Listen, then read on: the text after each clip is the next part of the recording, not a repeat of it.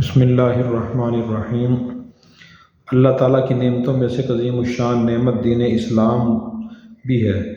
دین اسلام پر عمل کرنے کے لیے ضروری ہے کہ آدمی کو کسی اللہ والے سے، عالم بعمل سے محبت ہو۔ اگر آدمی کو کسی بھی اللہ والے اور عالم بعمل سے محبت نہیں ہوتی تو وہ آدمی دین پر عمل نہیں کر سکتا۔ قرآن کریم اور احادیث سے بھی ہمیں اس کی ترغیب ملتی ہے۔ قرآن کریم میں تو اللہ تعالیٰ نے نبی کریم صلی اللہ علیہ وسلم کو فرمایا وَاصْبِرْ نَفْسَكَ مَعَ الَّذِينَ يَدْعُونَ رَبَّهُمْ بِالْغَدَاةِ وَالْعَشِيِّ يُرِيدُونَ وَجْهَهُ کہ جو لوگ صبح و شام اللہ کی رضا کے لیے اللہ کو یاد کرتے ہیں، آپ خود کو ان کے ساتھ رکھیے۔ تو آپ کو حکم فرمایا جا رہا ہے کہ جو آپ سے کم درجے کے نیک لوگ ہیں، صحابہ کرام ہیں، آپ صبح و شام خود کو ان کے ساتھ بٹھائیے، ان کے ساتھ رکھیے۔ ایک اور آیت میں فرمایا یا ایھا الذین آمنوا اتقوا اللہ وکونوا مع الصادقین، اے ایمان والو اللہ سے ڈرو اور سچوں کے ساتھ رہو۔ سچوں سے مراد وہ ہیں جن کے اعمال بھی سچے ہیں اور اچھے ہیں، اور جن کی زبان بھی سچی اور اچھی ہوتی ہے، تو ان کے ساتھ رہنا ضروری ہے۔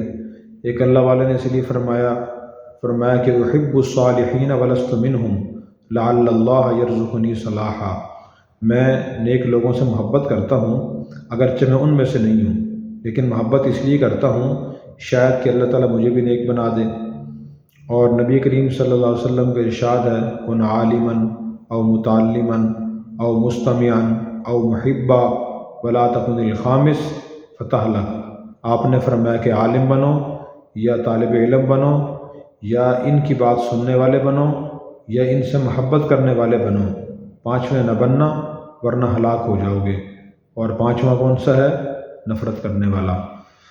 تو اس حدیث سے بھی معلوم ہوا اور عقل بھی یہی کہتی ہے کہ ہر مسلمان کو کسی نہ کسی متبع سنت عالم بعمل سے محبت ہونی چاہیے، اور ان سے تعلق رکھنا چاہیے، ان کے پاس اٹھنا بیٹھنا چاہیے۔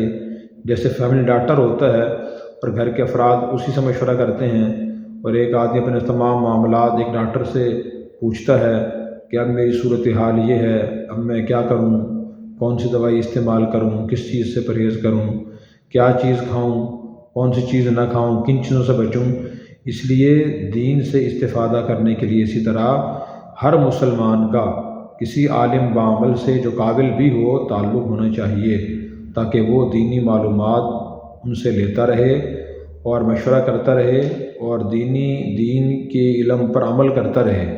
اگر انسان خود عالم بھی نہ ہو، اس کے پاس دینی مستند معلومات نہیں ہوں گی، سنی سنائی باتیں ہوں گی، اور اگر وہ کسی اچھے عالم سے رابطہ بھی نہیں رکھتا، مشورہ بھی نہیں کرتا، اس سے پوچھتا بھی نہیں ہے، رہنمائی نہیں لیتا، تو اپنی سنی سنائی باتوں پر عمل کرے گا یا اپنے ذہن کے مطابق عمل کرے گا، یا معاشرے کے لوگوں کو دیکھ کر عمل کرے گا کہ وہ کیا کر رہے ہیں، کس چیز کو پسند کرتے ہیں، کس کام کو ناپسند سمجھتے ہیں۔ تو اس طرح کرنے سے وہ دین کی تعلیمات سے اور برکات سے محروم رہے گا۔ تو آج معاشرے میں ہر طرح کی پریشانیاں ہیں، گھریلو پریشانیاں ہیں، صحت کے بارے میں پریشانیاں ہیں، خاندانی پریشانیاں ہیں، مالی پریشانیاں ہیں، اور ذہنی پریشانیاں ہیں۔ انسان کو خیالات پریشان کرتے ہیں، گھر کے افراد پریشان کرتے ہیں، رشتے اور تعلقات پریشان کرتے ہیں۔ دین اس بارے میں کیا کہتا ہے؟ پریشانی سے کیسے نکلیں، پریشانی کیسے ختم ہوگی، آسانی کیسے پیدا ہوگی، یہ دین بتائے گا۔ اور دین کا علم کسی قابل عالم دین کے پاس ہے، لہٰذا ان سے مشورہ کیجیے۔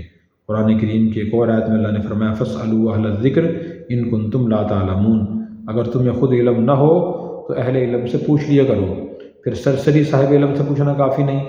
سورہ فرقان میں فرمایا الرحمن فاسأل بہ خبیرا، کہ رحمان کے بارے میں کسی باخبر سے پوچھیے، جسے رحمان کے قوانین کا، رحمان کی صفات کا، رحمان کی کتاب کا اور اس کتاب کی تشریحات کا گہرا علم ہے، اس سے پوچھیے۔ اس سے پوچھیں گے تو پھر کیا ہوگا؟ فرمایا انما شفاء العی السؤال، یہ حدیث ہے کہ بیمار کی شفا تو سوال میں ہے، پوچھنے میں ہے۔